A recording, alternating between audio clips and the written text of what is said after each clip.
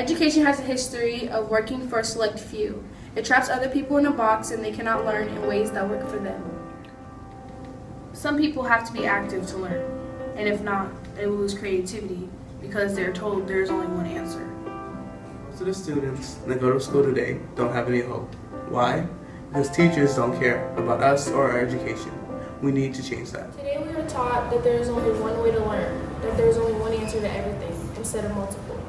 Killing our creativity in the way that each individual learns. We must be taught to our advantage, not our disadvantage, in a way that we benefit. So if you didn't have to follow the rubric of school and having to study and hand out tests and give out papers and do this, do that, if you could have a fresh start and get to do whatever you want, how would you do it in your own way of teaching?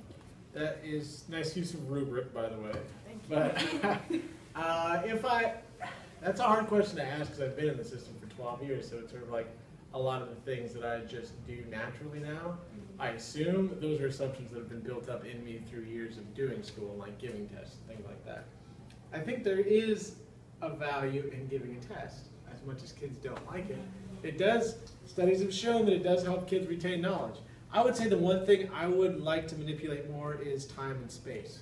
In terms of, I think kids are probably in classrooms longer than they have to be necessarily.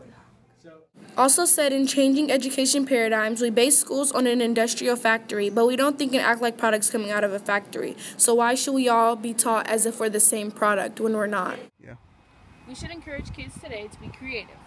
And well, why? Well, because the arts give us pleasure.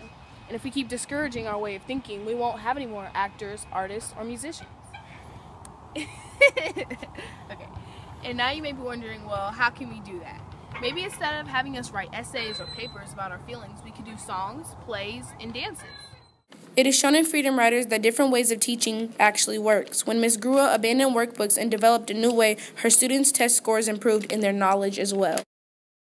They say that the same hierarchy of subjects is evident all around the world. Math and language is on the top, then the humanities in the middle, the arts on the bottom. That is not fair. Why are the arts on the bottom? It should change so nothing is on the bottom. It is all equal and it is all relevant the same. Overall, education is a very important matter, but we must be taught in a way that we actually benefit from.